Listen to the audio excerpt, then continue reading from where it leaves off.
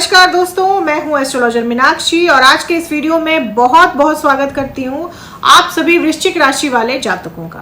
दोस्तों, मई का महीना वर्ष 2025 का सबसे महत्वपूर्ण महीना माना जा रहा है क्योंकि तीन ग्रहों का गोचर होने जा रहा है। राहु, केतु और बृहस्पति, इन तीनों ही ग्रहों का गोचर होने जा रहा है मई के महीने। राहु केतु 18 मई को 1.5 वर्षों के बाद राशि परिवर्तन करेंगे। राहु प्रवेश करेंगे कुंभ राशि में 18 वर्षों के बाद और केतु प्रवेश करेंगे सिंह राशि में 18 वर्षों के बाद। साथ ही साथ बृहस्पति देव का भी राशि परिवर्तन होने जा रहा है। बृहस्पति देव 1 वर्ष के बाद राशि परिवर्तन करेंगे 14 मई को। 14 मई को बृहस्पति देव वृषभ राशि से निकलकर मिथुन राशि में प्रवेश कर जाएंगे। तीनों ही ग्रहों के गोचर का काफी ज्यादा प्रभाव पड़ने वाला है आप सभी वृश्चिक राशि वाले लोगों के जीवन में। इस वीडियो में हम जानेंगे कि वो कौन से बदलाव हैं जो आपको देखने को मिलेंगे अपने जीवन में मई के महीने में। साथ ही साथ उस अचूक उपाय के बारे में भी बात करेंगे जिसे कर आप अपने जीवन की सभी समस्याओं से निजात पा सकते हैं। खासकर धन संबंधित और सेहत संबंधित जितनी भी परेशानियां आपके जीवन में चल रही हैं उनसे आपको निजात मिल सकती है। तो सबसे पहले बात करें आपके सेहत की। दोस्तों, मंगल देव आपके राशि के स्वामी हैं और मंगल अभी नीच के होकर आपके 9वें भाव में विराजमान है। तो आपको हेल्थ को लेकर कॉन्शियस रहने की जरूरत है। वायरल फीवर हो सकता है, आपको एग्रेशन की वजह से आपको हाई ब्लड प्रेशर हो सकता है। इसके अलावा आपको आपके शरीर में फोड़े फुंसियां भी हो सकती है क्योंकि मंगल जो है वो फोड़े फुंसी देते हैं। तो कहीं ना कहीं आपके बॉडी पे रैशेस हो सकते हैं। फोड़े फुंसियों से भी आप परेशान रह सकते हैं। अब बात करें आपके वैवाहिक जीवन की, तो वैवाहिक जीवन में 14 मई तक कोई भी बड़ी समस्या नहीं रहेगी। आपके पति या पत्नी से आपको लाभ मिल सकता है। आपके पति या पत्नी का प्रमोशन हो सकता है अगर वो काम करते हैं, अगर वो जॉब करते हैं तो। लेकिन 14 मई के बाद दाम्पत्य जीवन में ससुराल वालों की वजह से समस्याएं आ सकती हैं। इसकी पूरी संभावना है क्योंकि बृहस्पति आपके अष्टम में चले जाएंगे। लव मैरिज की पूरी संभावना है क्योंकि शुक्र आपके 7वें भाव के कारक हैं और उच्च की स्थिति में है। तो लव मैरिज की संभावना को बढ़ा देते हैं, विवाह होने की संभावना को बढ़ा देते हैं शुक्र देव। प्रेमी जोड़ों की बात करें तो आप में कंफ्यूजन रह सकता है, आप कंफ्यूज रह सकते हैं, मूव ऑन करने की सोच सकते हैं क्योंकि शनि और राहु दोनों ही 18 मई तक आपके 5वें भाव में रहेंगे।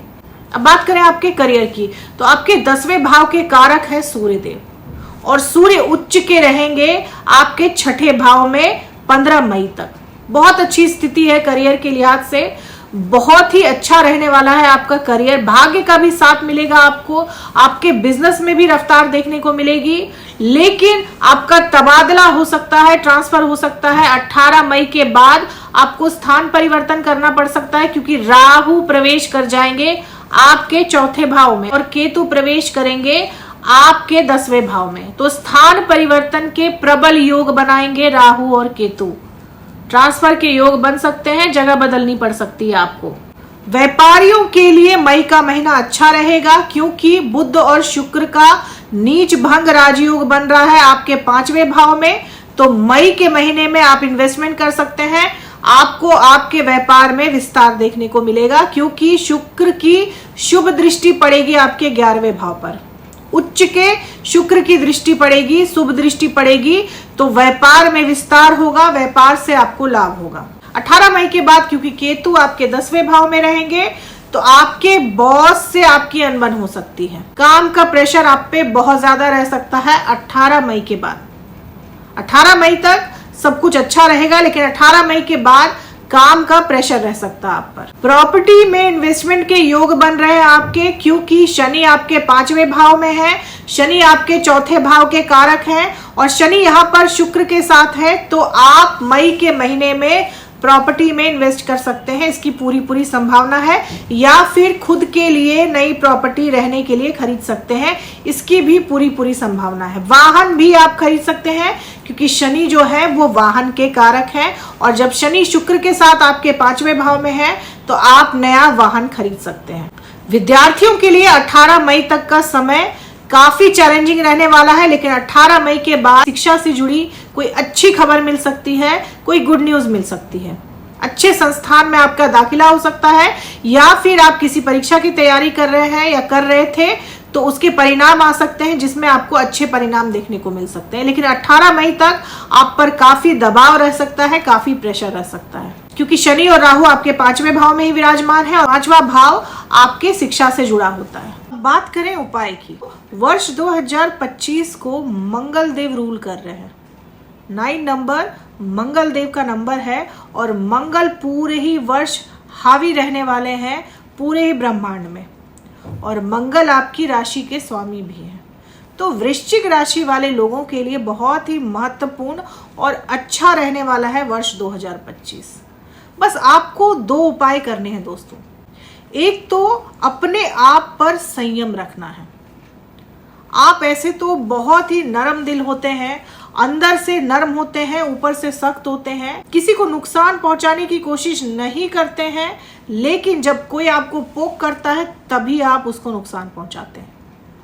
तो आपके लिए सबसे बड़ा मंत्र ये है कि अपनी शक्तियों को, अपने स्ट्रेंथ को पहचानिए। आप में बजरंग बली की तरह बहुत सारी शक्तियां हैं, बस दिक्कत यह है कि आप अपने अंदर झांकते ही नहीं हैं। बस आपको जरूरत है उन शक्तियों को झांकने की, आंकने की। जिस दिन आपने अपनी शक्ति को आंक ली, आपने अपने स्ट्रेंथ को जान लिया, दुनिया की कोई भी ताकत आपको ऊंचाई पर पहुंचने से रोक ही नहीं सकती। आपको अपने जीवन में शुभता लाने के लिए हमेशा, हर दिन आपको बजरंग बली के हनुमान चालीसा का पाठ करना ही चाहिए। आप अगर नियमित रूप से प्रत्येक दिन हनुमान चालीसा पढ़ते हैं दोस्तों, तो यकीन मानिए दुनिया का कोई भी ऐसा काम नहीं है जो आप नहीं कर सकते, और आपको कामयाबी पाने से कोई भी नहीं रोक सकता। वृश्चिक राशि पर बजरंग बली की विशेष कृपा रहती है, और अगर आप प्रत्येक दिन हनुमान चालीसा पढ़ लेते हैं तो फिर आपको जीवन की ऊंचाइयों तक पहुंचने से कोई भी नहीं रोक सकता। बजरंग बली कलयुग में साक्षात विराजमान है, और जब आप बजरंग बली का आवाहन करते हैं तो वृश्चिक राशि वाले लोगों को बजरंग बली की सहायता सबसे पहले पहुंचती है। तो बस आपको यही उपाय करना है। नियमित रूप से प्रत्येक दिन आपको हनुमान चालीसा का पाठ करना है, आपको बजरंग बली का ध्यान करना है, उनकी पूजा करनी है। इससे बड़ा उपाय आप लोगों के लिए कुछ भी नहीं हो सकता। लेकिन फिर भी अगर मंगल बहुत खराब स्थिति में है आपकी कुंडली में, तो आप मूंगा पहन सकते हैं। कम से कम 5 से 6 रत्ती का मूंगा आप धारण कर सकते हैं। दोस्तों, ये थी मेरी एनालिसिस वृश्चिक राशि वाले लोगों के लिए मई के महीने की। अगर वीडियो से आप लोगों को हेल्प मिली हो तो चैनल को सब्सक्राइब करें, लाइक करें, शेयर करें, कमेंट करें और बेल आइकन जरूर दबा दें दोस्तों। तब तक के लिए जय माता दी, जय श्री राम।